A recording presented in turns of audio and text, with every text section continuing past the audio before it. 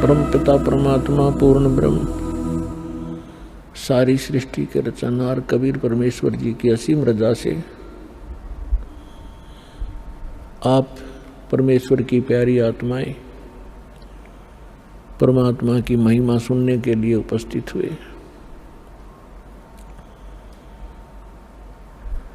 पुण्यात्माओं,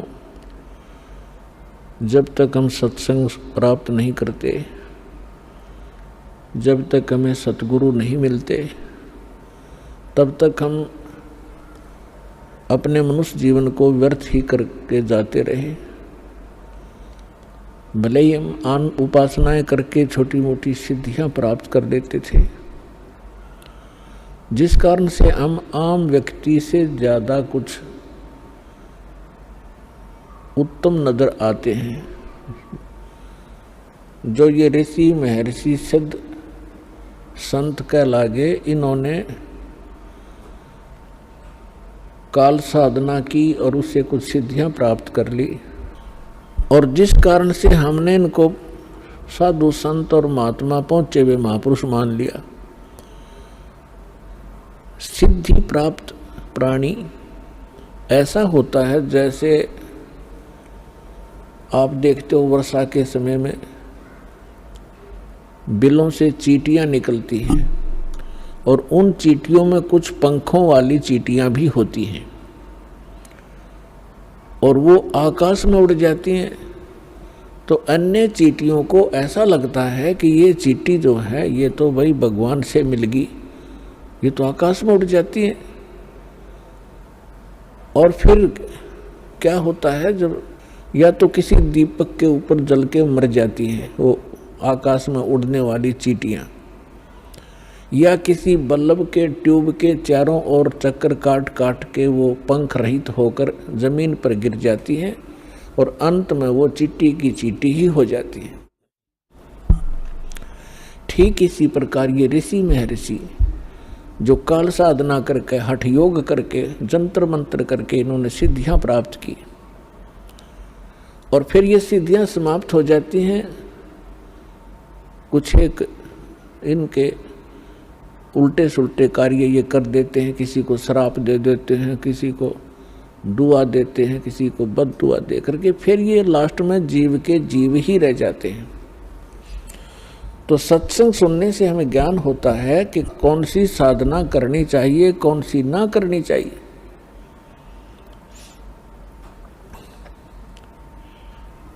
आज आपको थोड़ा सा विवरण देंगे कि ये श्राद्ध क्यों निकाले जा रहे हैं। हमारे जो धर्मगुरु थे ये अज्ञानी थे एक नंबर के।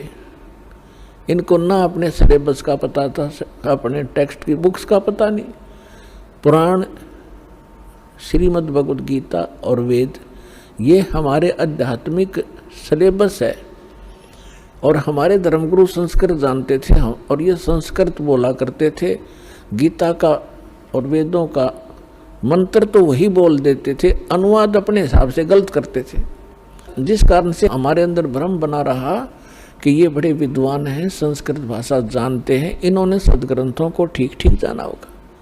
इन्होंने अपना भट्ठा बैठाया और साथ में हमारे पूर्वज भूत बनवा कर छोड़ दिए। एक मोटा सा उदाहरण देता हूँ आपको। एक समय एक रुचि ऋषि थे। उस ब्राह्मण ने वेदों को समझा और उसके आधार से अपना जीवन प्रारंभ किया भक्ति मार्ग का। उसकी उम्र 40 वर्ष की हो गई थी, उसने विवाह नहीं किया, ब्रह्मचारी पद में रहता हुआ वेदों अनुसार अपनी साधना कर रहा था जैसा उसको ज्ञान था। 40 वर्ष की आयु जब हुई, उसके पूर्वज 4 ब्राह्मण और दिखाई दे जो मर चुके थे, मृत्यु को प्राप्त हो चुके थे। पिताजी, दादाजी और परदादाजी, और फिर चौथा दादाजी। वो चारों उसको आकाश में दिखाई दी। आवाज लगाई कि बेटा रुचि, आपने विवाह क्यों नहीं किया, और विवाह करके हमारे श्राद्ध निकालता, हम बहुत दुखी हो रहे हैं, आपने यो कार्य क्यों नहीं किया। तो रुचि ऋषि कहने लगा कि हे पितरमोह, वेद के अंदर इस श्राद्ध कर्म को, इस कर्म कांड को मूर्खों की साधना बताया है, फिर आप मुझे क्यों इस कर्म में लगा रहे हो? इस बात को उसके पूर्वज ऋषि, उसके पिता, दादा, परदादा, चौथा दादा, वो भी मान रहे हैं कि हाँ बेटा, वेदों में ऐसा ही है जैसा आप बोल रहे हो, वेद में ऐसा ही लिखा है। जब वेद में, वेद है सिद्धांत भगवान का, एक विधान परमात्मा का, और ये जो उन ऋषि महर्षियों ने कहाँ से ग्रहण किया वो कि श्राद्ध निकालो, ये किसी पुराण से ग्रहण किया। और पुराण ये गॉड गिवन स्पिरिचुअल नॉलेज नहीं है, जैसा कि आपको पहले भी सत्संग में बताया। वेद और श्रीमद् भगवत गीता, वेद वाला ज्ञान ही श्रीमद् भगवत गीता के अंदर है, और सूक्ष्म वेद में भी ऐसा ही है जो परमात्मा ज्ञान देते हैं।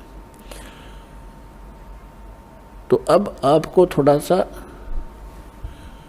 मार्कंडेय पुराण से ये प्रकरण रूबरू करते हैं, जिसमें रुचि ऋषि और उसके पूर्वजों का जो भूत बनकर धक्के खा रहे हैं और अपने पुत्र को भी उसी विवश कर रहे हैं कि तू भी बन भूत, गलत साधना करके।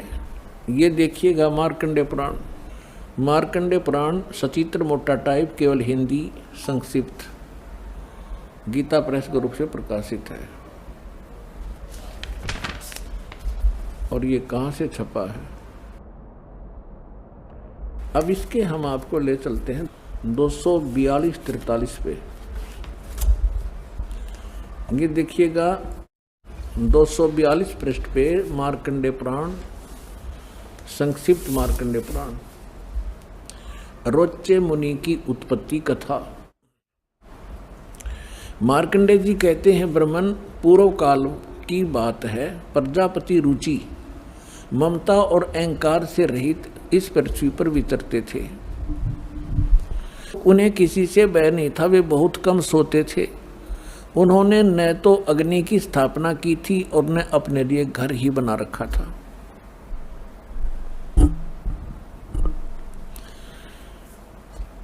वे एक बार भोजन करते और बिना आश्रम के ही रहते थे।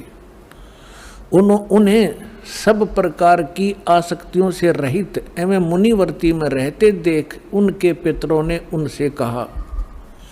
पितर बोले, बेटा ये देखो, ये भूत दिख गए इसने, ये देखो, ये भूत दिखाई देंगे चारों, ये पिताजी, दादाजी और फिर दादा का पिताजी, दादा का परदादा जी, ये चारों भूत बन रहे ऋषि जी। अब ये क्या इंस्ट्रक्शन दे रहे हैं देखिएगा। पितर बोले, बेटा विवाह स्वर्ग और अपवर्ग का हेतु होने के कारण एक पुण्य में कार्य है, उसे तुमने क्यों नहीं किया? गृहस्थ पुरुष समस्त देवताओं, पितरों, ऋषियों और अतिथियों की पूजा करके पुण्य में लोगों को प्राप्त करता है। वह स्वाहा के उच्चारण से देवताओं को, श्रद्धा के शब्द से पितरों को तथा अन्नदान, बलि वैश्वदेव आदि से भूत आदि प्राणियों एवं अतिथियों को उनका भाग समर्पित करता है। बेटा हम ऐसा मानते हैं कि गृहस्थ आश्रम को स्वीकार न करने पर तुम्हें इस जीवन में क्लेश पर क्लेश उठाना पड़ेगा और मृत्यु के बाद और दूसरे जन्म में भी क्लेश ही भोगने पड़ेंगे। अब रुचि ऋषि कहता, पितृगण परिग्रह मात्र ही अत्यंत दुख एवं पाप का कारण होता है और तथा उससे मनुष्य की अधोगति होती है। यही सोचकर मैंने पहले स्त्री संग्रह नहीं किया। अब हम ज्यादा ना पढ़कर आपको अपने काम की बात पढ़ाएंगे। पितर बोले, बेटा जितेंद्रिय होकर आत्मा का प्रक्षालन करना उचित ही है। तुम जिस पर चल रहे हो वह मोक्ष मार्ग है। रुचि ने पूछा, पितामहो वेद में कर्म मार्ग को, किसको, जैसे ने भी बताया था कि इन्होंने बताया था इन पितरों ने कि गृहस्थ पुरुष समस्त देवताओं, पितरों, ऋषियों और अतिथियों की पूजा करके पुण्य लोकों को प्राप्त करता है। वह स्वाहा के उच्चारण से देवताओं को सवधा के शब्द से पितरों को अन्न दान, बलि, वैष्णदेव आदि से भूत और आदि प्राणियों एवं अतिथियों का उनको भाग समर्पित करता है। बेटा, हम ऐसा मानते हैं, गृहस्थ आश्रम को स्वीकार ना करके तुमने जीवन में क्लेश पे क्लेश भोगने पड़ेंगे। भावार्थ है कि जो तुम ये श्राद्ध श्रुद्ध ना निकालता, ये निकाल है। अच्छा, यूँ क्या कह रहा है फिर? ये कह रहे हैं कि जो तू लग रहा है ना, यूँ तो है मोक्ष मार्ग। अब इसके पूर्वज कह रहे हैं कि जो तू लग रहा है वो मोक्ष मार्ग है, और हम बताओ वो नरक मार्ग में आ जा, तू मोक्ष मार्ग न छोड़ दे। ये देवता कह रहे, इसके पितर देखो। पितर बोले, बेटा जितेंद्रिय होकर आत्मा का प्रक्षालन करना उचित है, किंतु तुम जिस पर चल रहे हो तो मोक्ष मार्ग है। अरे हम बतावेंगे वो कौन सा मार्ग है। अब रुचि ने पूछा, पितामहो वेद में कर्म मार्ग को अविद्या कहा गया है। ये श्राद्ध श्रुद्ध निकालना, भूतों की पूजा करना, तेरहवीं करना, ये सारा कर्म मार्ग है, कर्म कांड है। वेद में कर्म मार्ग को अविद्या, मूर्खों का मार्ग कहा गया है। फिर क्यों आप लोग मुझे उस मार्ग पर लगाते हैं? पितर बोले, ये सत्य है कि कर्म को अविद्या ही कहा गया है, इसमें तनक भी मिथ्या नहीं। फिर क्या रह गया? अब इनकी अकल देखो, इनकी चोर ले गए इनकी अकल को, इन पितरों की, श्राद्ध निकलवाने वालों की। अब वो लड़का ठीक साधना कर रहा था अपनी वेदों के आधार से, और ये भी मानते हैं कि तू आप जो साधना करे तो मोक्ष मार्ग है। और यूँ क्या हमारे वाले में आ जा, तू कुएं में गिर पितर बने। और ये कह रहा है कि रुचि कह रहा है कि ये तो दो वेद में इसको मूर्खों की पूजा बताया है, अविद्या क्या है, और खुद भी मानते हैं ये बात तो सही है, इसमें कोई मिथ्या नहीं। फिर टट्टू रह गया, थारा शर रह गया।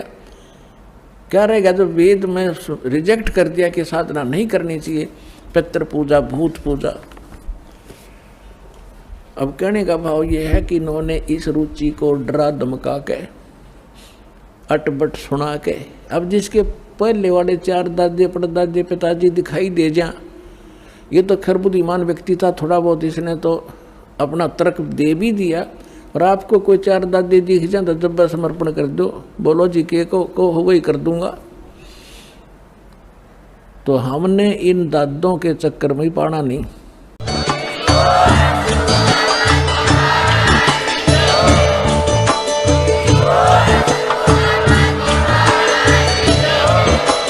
आप सुन रहे थे जगत गुरु तत्वदर्शी संत रामपाल जी महाराज जी के मंगल प्रवचन। अधिक जानकारी के लिए विजिट कीजिए हमारी वेबसाइट www.jagatgururampalji.org। संत रामपाल जी महाराज जी के शुभ आशीर्वाद से पूरे विश्व भर में 500 से भी ज्यादा नाम दीक्षा केंद्र हैं, जिन पर संत रामपाल जी महाराज जी द्वारा ऑनलाइन निःशुल्क नाम दीक्षा दी जा रही है। अपने नजदीकी नाम दीक्षा केंद्र का पता करने के लिए संपर्क करें 8222880541।